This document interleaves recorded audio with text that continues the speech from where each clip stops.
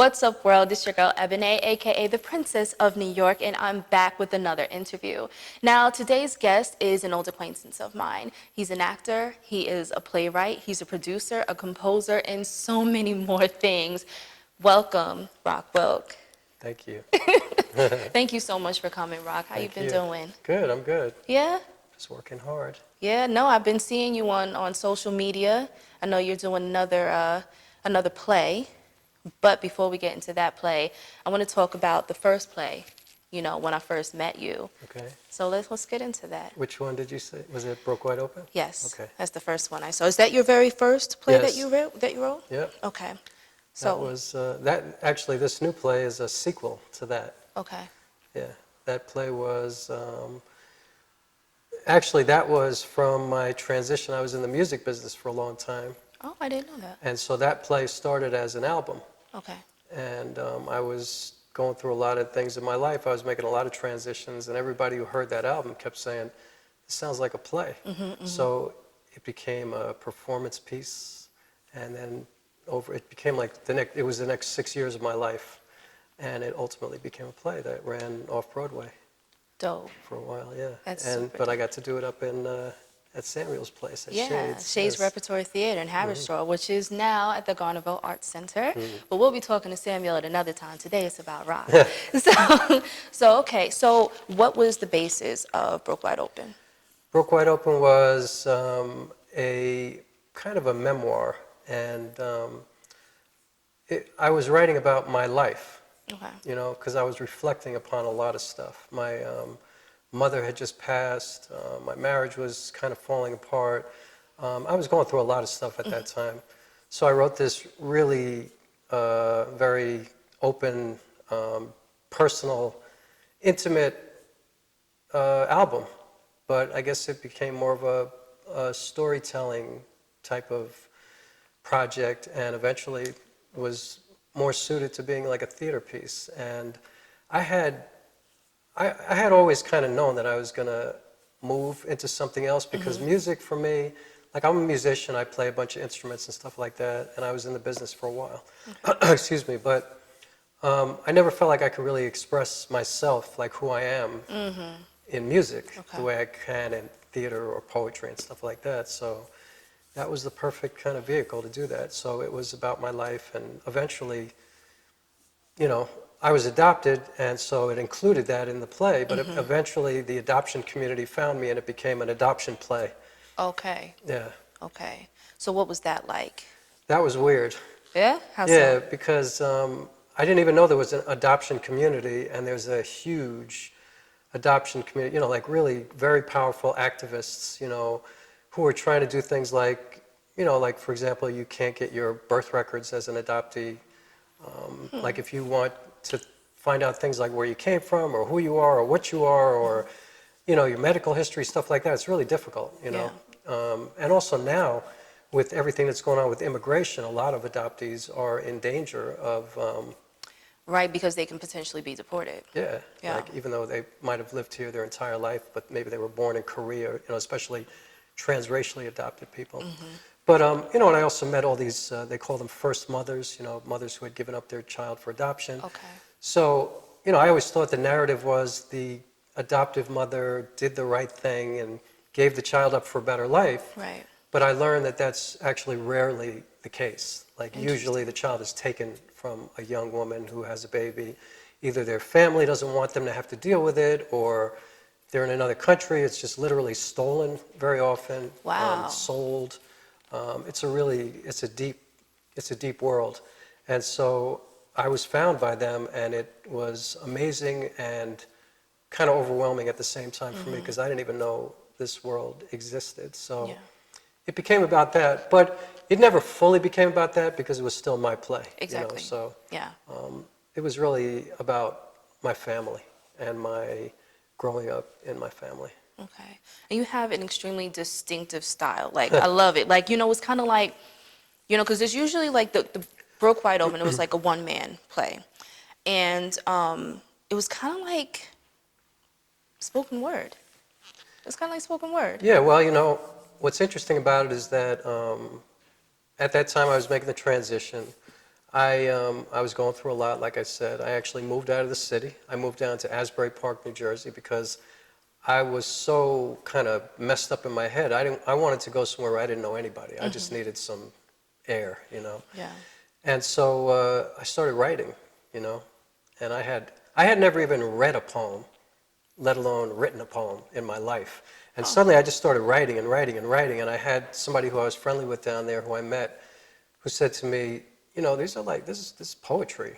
Like, you're a poet. Yeah. I'm like, I'm a poet. I have no idea what you're talking about. Yeah. So she guided me to a place down in Long Branch, New Jersey, where they had poetry slams. She goes, you need to go to a slam. I'm like, what's a slam? Right. I didn't even know what that was. Right, like, you know, educate me. You know what I thought it was? I thought a poetry slam was people making fun of each other. You know, like, you know, your mother is so fat, you know. Yeah, one of those things. So I went to the slam, and then, you know, I just felt something happen that night, even though I was really kind of scared, you know, because I didn't know what I was doing. But I read something that I had written, and the response was pretty good, you know. But I felt weird. But then somebody guided me to the New Yorican, and I went there, and that was my first real experience on that, you know, on that level of spoken word and poetry. And then I literally found a microphone, a stage every night for the next 3 years, 7 nights a week. Dope. So that's how I developed Broke Wide Open. I was writing every day. I had met an artistic director who became my director from Asbury Park, who really guided me, who taught me how to be a theater artist. His name was Stephen Bishop Seeley. Okay. And he took me, this guy who knew nothing about theater, and he guided me and gave me all the basic, gave me kind of like an MFA in theater, teaching me, you know, like I didn't even know what upstage or downstage or any of that meant. He taught me all that stuff. I learned everything from him.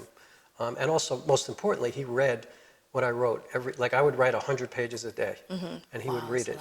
And then we'd sit once or twice a week and he wouldn't even tell me anything. He would just ask me questions, and then I'd change it, you know, and it was like we were like in a laboratory.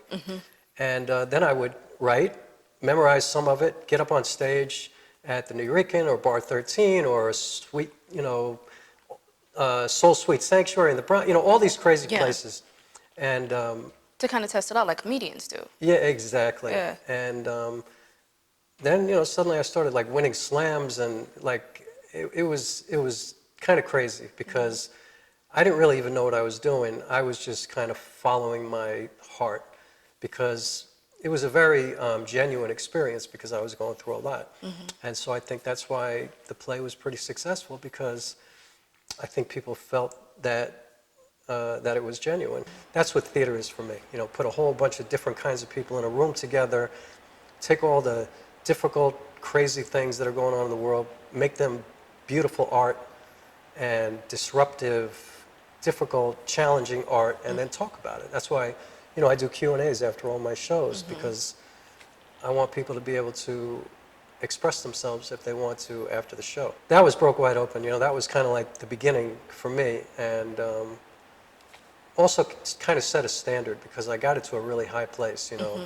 I know that just the brass tacks of it, production-wise, it was really a good play. It was, I had great collaborators, amazing.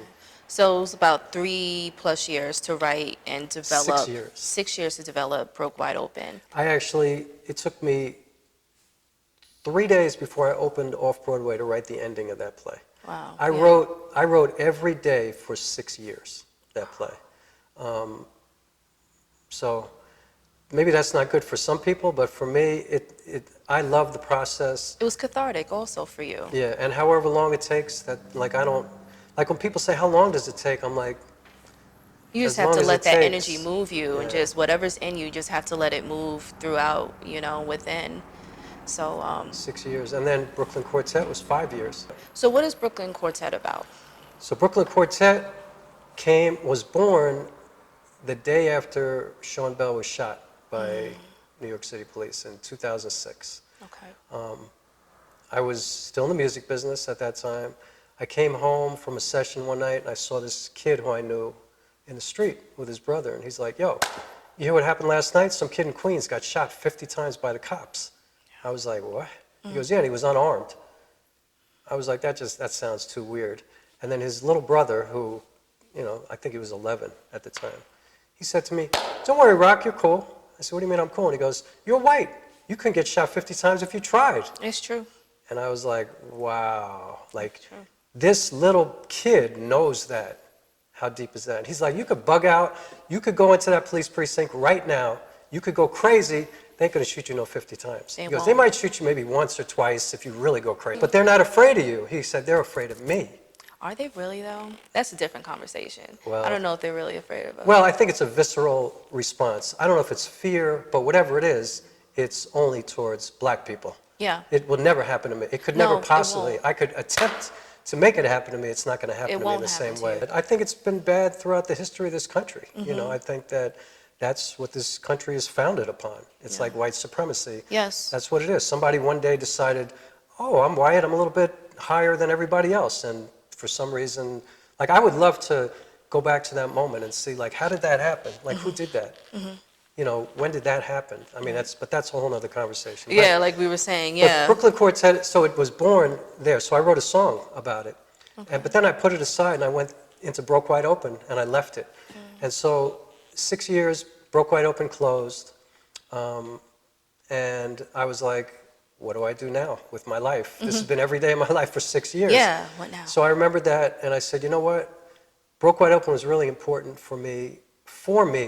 It was like the most important thing for me to do. But Brooklyn Quartet, I want to write something that's the most important thing to me. And so Brooklyn Quartet, I wrote a story. So now Brooklyn Quartet is bookmarked by this song that became a poem that I wrote about Sean Bell. Okay.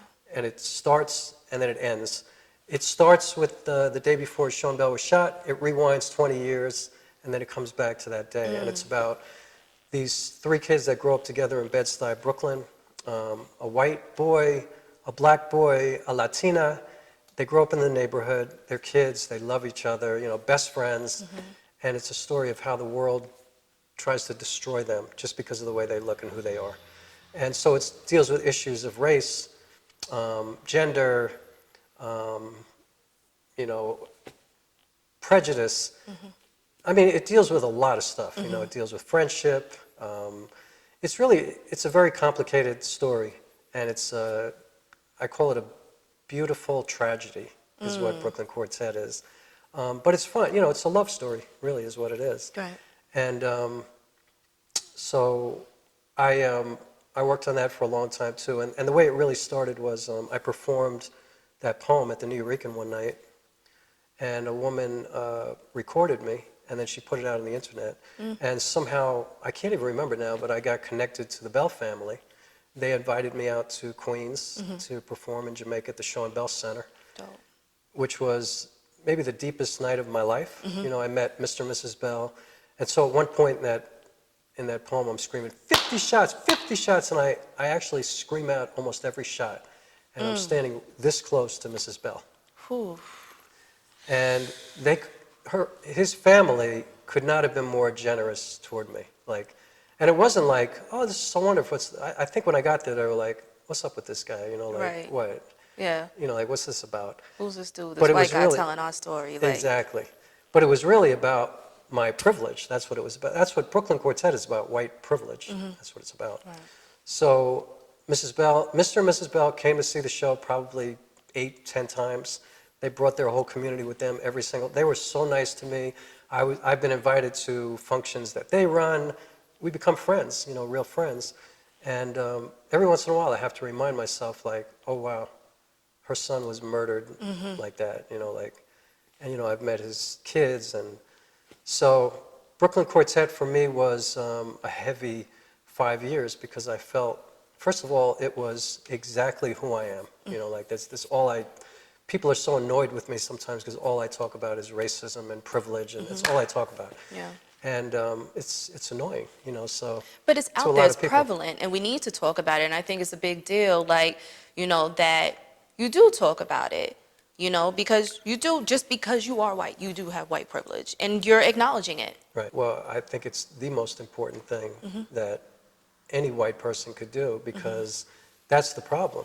Right. It will never change unless white people go, we have privilege. I think I think the problem is that a lot of white people, when they talk about privilege, because like the Q&As after these shows were really deep. Yeah, those are going to be heated. Those It's are going to heated. be, that's a hot, you have several hot topics in that show. So I think part of the problem is that a lot of white people think you're attacking them and saying, well, you didn't have to work hard to get what you got, you know.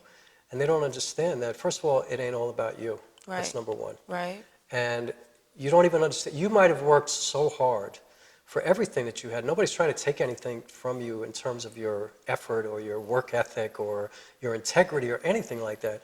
Just trying to make you aware that your life is completely different than the lives of people of color. Brooklyn Quartet for me was the greatest opportunity of my life. You know, like I often say that theater saved my life just because, you know, it's not like I go, let's talk about racism right now. It's just, you know, like I'm that guy, you know what I mean? Like I have to admit, I do talk about it all the time. Or I bring it up, like I don't let anything slide, or I don't think it's funny. You know, Right. like I don't think passing comments are funny or anything like Right. that. It's an issue. We're going to discuss it. And the Right. more people discuss it, hopefully something can change. But then you have a lot of white supremacy. Right, right. But what you have more often than anything is, I don't want to talk about it because Right. it Let's just scares sweep them. this under the rug. Yeah. Let's just. Or can put we it just on take a this- break? Like what I get a lot is, can we not talk about this for one day, Right. please? Get over it. And I'm like, well, you know what? We can. I can. I But you can't. can't. I Right, cannot. exactly. So, you know, theater saved my life because Brooklyn Quartet allowed me to deal with this and put it here. You know, it's one thing to be an activist-minded person, and I don't really consider myself an activist in the sense of the word or whatever. You know, like I don't even know what that is really sometimes, but I am somebody who wants to create dialogue. Like I want to disrupt people Right. into talking about things that we find difficult. And I think that with theater, it makes it a palatable, easier way to get Yeah. people to talk about things, you know? For sure. We're in a safe space, and we share this beautiful story, like at Brooklyn Quartet, a love story. And you fall in love with these kids, these characters, and then it evokes all these feelings, and then we begin to talk about it. And then, for me, you know, things can change only if we talk about it. So Imagining Judith is next, right? And so you actually have a GoFundMe for that, right? Yes. Okay. So you actually have a little clip that you put in that on that page, and we're going to take a look at that right now. So she's in this orphanage, living there like this is her new home, at least for now. So if she's in this place, now what happens to her next is that she's characterized or actually labeled as angry and depressed and difficult because she wouldn't talk. I mean, that's what I was told. Like I heard that with my own ears. Like I know it's a fact. Like it is complete and absolute truth that she would not talk. I mean, duh, her parents are dead, nobody in her family wants to take care of her, she's in this strange place around all these strange kids, and don't get all crazy, you know what I'm talking about. I'm not saying that the other kids are strange, okay? I'm just saying that they were strangers to her, all So right? tell me about Imagining Judith. Imagine Judith. Imagine Judith. Imagine Judith. So, interesting story. Okay. My transitions are interesting. So I did a performance of Brooklyn Quartet in LA last year, about a year ago, a little over a year ago. I had just taken an ancestry DNA test, Okay. which I was really reluctant to do forever Okay. because I just kind of didn't want to know, you know. I was like, I'm good with who I am. I'm good. I get on the plane to come back to New York, and I see on my phone that I get an email, I got my ancestry DNA results. And with them came an email from somebody who said, I think I know your mother. So I was like, whoa. Yeah. So it was somebody who was also registered with Ancestry DNA, who was I guess a second cousin of mine. Okay. And he said that we were related on the maternal side, and I had put some information on Ancestry already, and he said according to the information that I put there, he thought he knew my mother. Okay. So it's fuzzy now. I don't know if I reached out to him first or what, but I'm losing the chronology now. But anyway, I got that email. I think I knew your mother. And right there I was like, I'm not doing Brooklyn Quartet anymore. I'm writing a play about this. Okay. And I spoke to the guy who was my second cousin, I guess. Okay. He was my biological mother's first cousin, and suddenly I found my biological mother. And her story is unbelievable, like astounding life story. Tragic, amazing, resilient. Like, if I told you, yo, I wrote this play, here's what it's about, you'd be like, it's kind of over the top, like, pull it back a little bit. Yeah. Except that it's true. Like, her story is insane. Wow. So I started writing about it. So anyway, I learned this whole thing about her from him. But then, a friend of mine Googled, I found her name, and I had a different birth name. So I found her name, and somebody Googled and found a New York Times obituary of hers, and it turns out that she worked for a neurologist on Park Avenue who was still practicing. And so I called him, and I found her second family for the last 18 years of her life. She actually died the same time that my adopted mother died. They died the same time, same, like just a few months apart in 2003. So I learned, like, her story is just amazing. So I just wrote, and I started doing what I do. I started doing readings all over the place. I went to LA, I went all over the place. And now finally I've finished the readings, and I'm about a year and a half in. And I'm memorizing it. This, I think, will be my most ambitious theatrical work, because Imagine Judith is about my biological mother, but it's also about me dealing with this stuff, because everything that I thought I knew, Broke Wide Open was also about the searching for my biological mother, except that I knew nothing. Right. I knew nothing. I just made it all up in my head. I had very little information, and just what people told me, and most of what people told me were lies. Well, now I know everything, and so a lot of what was in Broke Wide Open was wrong. So this is kind of a sequel to Broke Wide Open, and but it's also, the more I work on this, the more I realize this play is about separation, and it is a direct metaphor to the separation of children from their families with regards to the immigration issues that are happening in this country right now. So I am ambitiously trying to tell two stories at once on stage about my separation from my biological mother and what that was like, and then her story, but also at the same time tell the story of these kids, who are being separated, and the profound effect of that, how, that changes people in ways that can never be fixed, or never be changed, no matter what happens. You are forever turned into something else when you're separated like that. Yeah. Obviously. Yeah, so that's what Imagine Judith is about. So we have the GoFundMe. How long is the GoFundMe going to last? Right now I have an 18-month plan. Okay. Like, I've mapped out 18 months, so I'm just going to leave it open for the whole time. The good thing about GoFundMes is they're kind of like Patreon pages. I don't know if you know about that, but so it's like people have the opportunity to support you for as long or as much as they want to. So I'm just going to keep it up, until if I don't need it.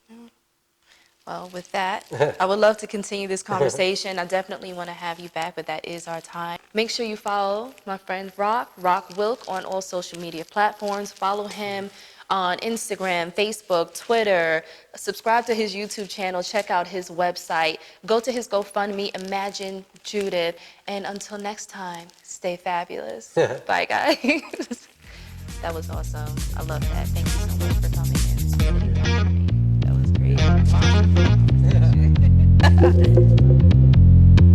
great.